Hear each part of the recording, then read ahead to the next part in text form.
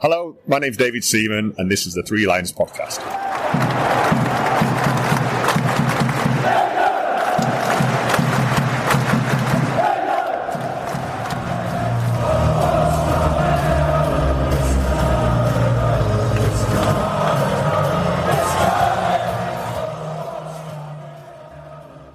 Hello and welcome to the Three Lions Podcast. My name is Ross Osborne and this is an independent England football supporters podcast. I hope I find you well.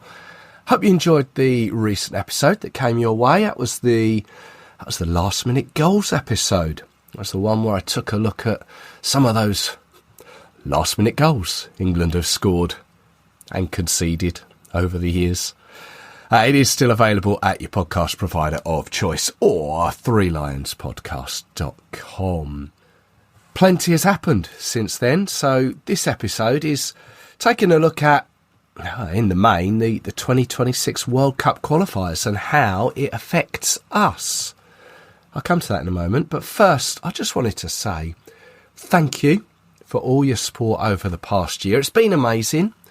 I've decided to make this the last of 2024 because what with general life, work, run up to Christmas, I'm going to struggle to find the time to put any more out. So I'll briefly touch on the year at the end of this episode. Don't forget you can follow the show on social media, all the usual places. Just search Three Lions Podcast. And if you've missed an episode, they're all there for you to tune into, should you want a little distraction from the festivities. I'll be honest, I was planning on doing an episode looking at how the draw worked. I studied it for a while, found a FIFA explainer. Yeah, there's one of those online. Thought I had it. Then there was the introduction of the Nations League teams, and that began to confuse me. I put it down, then I got hit by the flu, which knocked me sideways for the best part of a week, and if I'm honest, I'm still not entirely recovered, as you may well hear. So I thought, rather than put something out and it highlighting that I hadn't understood it at all, I've waited till after the draw, where of course I'll tell you that I had it all understood right from the outset.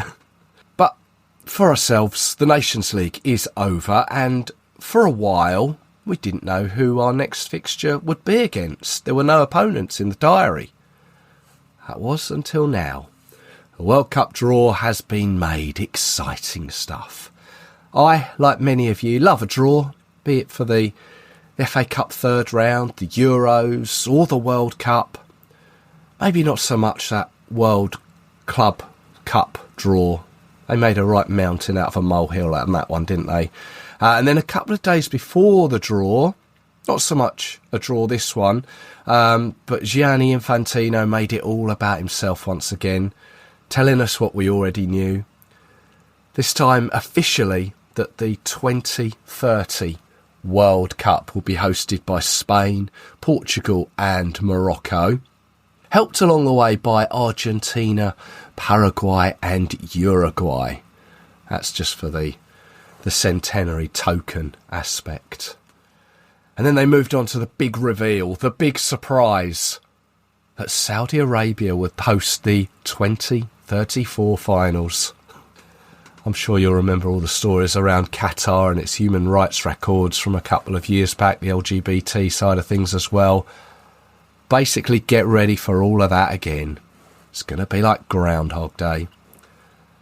I don't know what the actual legacy in Qatar is from the World Cup a couple of years ago, but from the outside it doesn't seem much. No one really gives a hoot for the Qatari League, and when you see footage of it, it seems very few in Qatar do either. Then you can say pretty much the same about the Saudi Pro League. Doesn't matter who the players are over there, we all know why they're going there. FIFA have basically once again given a country with no football history the biggest tournament in the world. The World Cup used to be the pinnacle for me, especially as a child.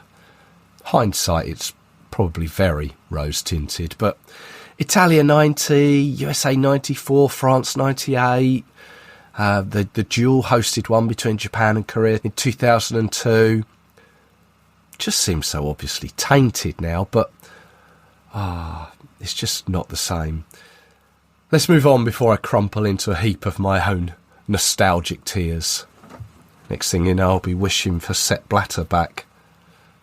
So it was Friday the 13th of December. The World Cup draw for the UEFA Confederation was made.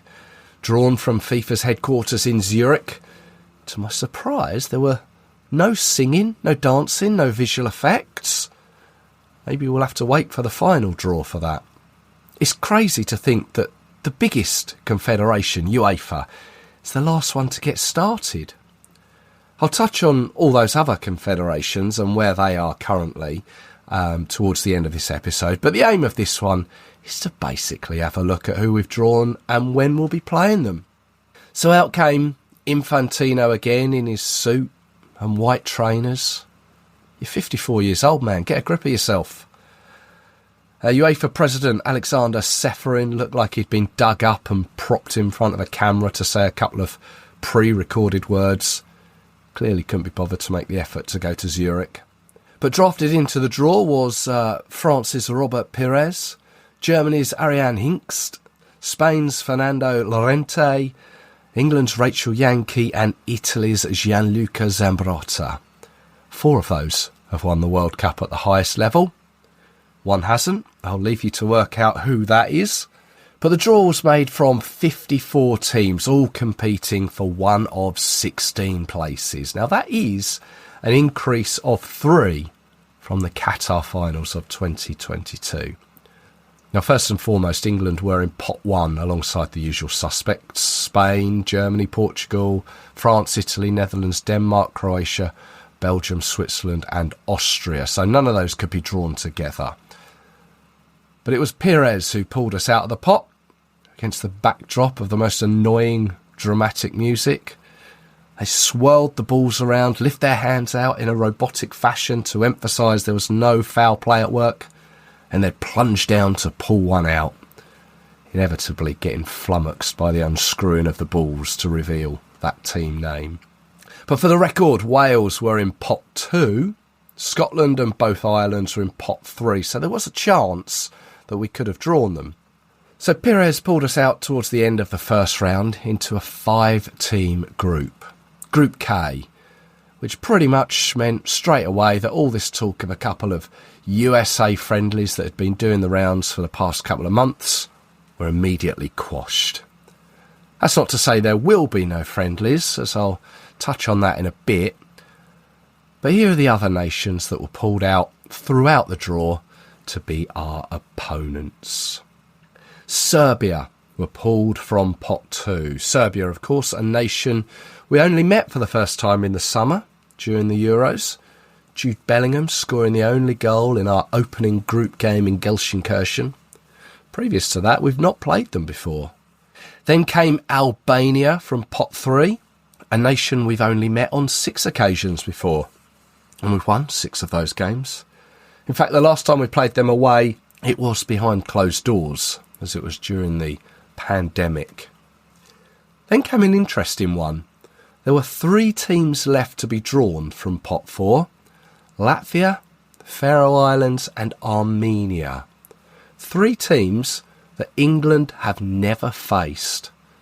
So there was straight away going to be someone new, some new ground to break. We were dealt Latvia. And then finally from pot 5, Andorra. Similar to Albania, a team we faced on 6 occasions, winning all 6 of them. People have got this memory that we played them in Barcelona's Olympic Stadium, which of course we did, happened a couple of times. That was back in 2007, 2009. But we also played them at their home stadium in the Pyrenees in 2021. So no doubt that will be where we'll be playing once again. I think we can scrap the idea of playing in Barcelona. I've seen various people say it's a great draw, and also some say that it's maybe not so much. I think that with the fact there are a couple of nations that we've not played before, some new countries to visit, this looks a great draw to me. On the footballing front, if we happen to balls this up, then we've only got ourselves to blame, but Thomas Tuchel should be licking his lips at this group. Now, the one thing that will attract issue is the amount of tickets for away games. Only Serbia really have a stadium that will give a decent away allocation. The rest, well, they're all fairly small, meaning the away allocation diminishes. And whilst the supporters club try their best to get extra tickets, the draw of England for foreign fans is understandable. I think there's going to be a couple of occasions where even top cappers may end up being disappointed here. So, shortly after the draw that evening, the dates were announced for the games. We begin with 2 home matches in March. Albania on the 21st, followed by Latvia on the 24th. Moving into June, we travel to Andorra on the 7th. It's a Saturday. And at the moment, we don't have a second fixture. So you'd imagine that a friendly will be arranged for then.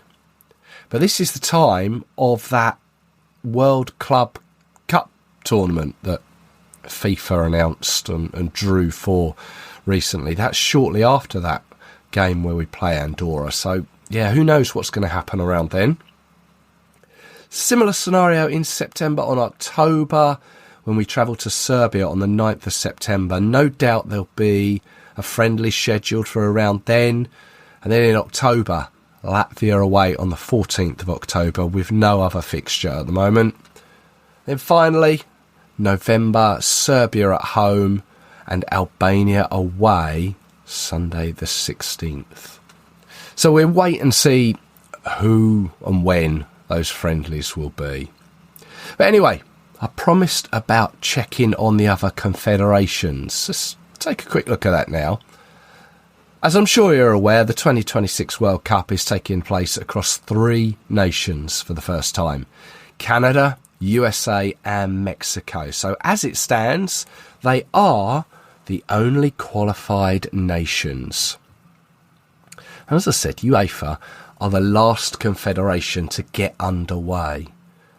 Well, qualification actually began back on the 7th of September 2023.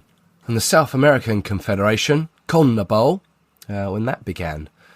So far, they are up to match day 12 of 18. Basically, they have one big league of 10 teams playing each other home and away. The top 6 qualify, with 7th place going into an inter-confederation playoff, i.e. a game against another confederation team.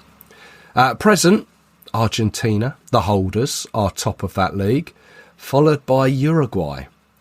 Brazil, they're actually 5th, but it would take a massive slump for them to fail. Of course, Brazil are the only nation to have competed in all 22 finals. Let's have a look at the Asian section, the AFC. 18 teams divided between 3 groups of 6. 10 match days. They've completed 6 of them as it stands at the moment, remaining 4 to be played next year. The top 2 automatically qualify, with places 3 and 4 from each group going into a 4th round, which goes on to a 5th round, which eventually finds a team to go forward to that inter-confederation playoff. Asia, as it stands at the moment, Iran and Uzbekistan are 1st and 2nd in Group A. South Korea and Iraq top Group B, and Japan and Australia are in pole position in Group C. Japan are yet to lose a game. So where should we go next? Africa, the CAF. I said that UEFA was the biggest confederation.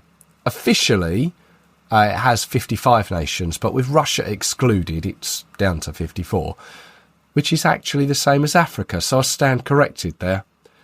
Africa has 9 groups of 6 teams, of which the group winners qualify.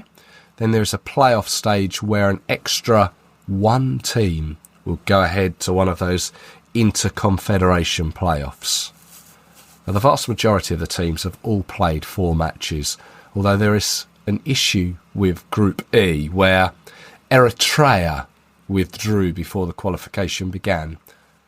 There is still a fair way to go, but at present, Egypt, Sudan, Rwanda, Cameroon, Morocco, the Ivory Coast, Algeria, Tunisia and Comoros are all top of their group. Maybe some unfamiliar names there with regards to World Cup history, but as I said, still a fair way to go, so plenty could change. Let's go back to the Americas and Central America in what is known as CONCACAF. Now, because the three hosts all come from that federation, there is only space for three more. At present, their qualifying consists of 6 groups of 5, so that's 30 teams fighting for 3 spots. Seems a little unfair, but so far they have all played twice. The top 2 in each group progress to the third round, so there's still a lot to play for. But at the moment, there are some familiar names knocking around at the top of the tables. Honduras, Costa Rica, Jamaica, although there are the likes of Curacao and Suriname also topping the tables. Oceania is the region that will probably provide the first qualified nation, as they are well into their groups at the moment. 11 teams are already through their first and second rounds and are basically at the semi-final stage, which takes place in March. New Caledonia face Tahiti and New Zealand play Fiji. The winners of each play each other for the one spot directly awarded to Oceania. The losing side, they go towards that intercontinental playoff. Now, I think that's all 7 confederations. As I said, plenty will change before the World Cup of 2026 gets underway, which incidentally is Thursday, the 11th of June, 2026. Date for your diary, the final is the 19th of July in New Jersey. Let's just hope that England have negotiated all the qualifications and found themselves in that final. As I said at the beginning, this is the last episode of the year for me. A year that, overall, our performances, well, they didn't bring us the trophy, did it? We gave it our best shot. Berlin in the summer. Spain, wow, they were the better team. But I was proud to have been able to follow the team's journey there, all throughout, representing the country in my own way, alongside thousands of others. That going back and forth to Germany was amazing. Tiring, but amazing. Jude's goal, Ollie Watkins' goal. To experience those and try and share it with you on this podcast. I hope I've been able to do that. This is the 50th episode of the year. It's amazing when I look back at all the ones I've released. Ones on old managers, interim managers, incoming managers. We've done books, plays, Macedonian dogs too. I really hope Lexo is doing fine.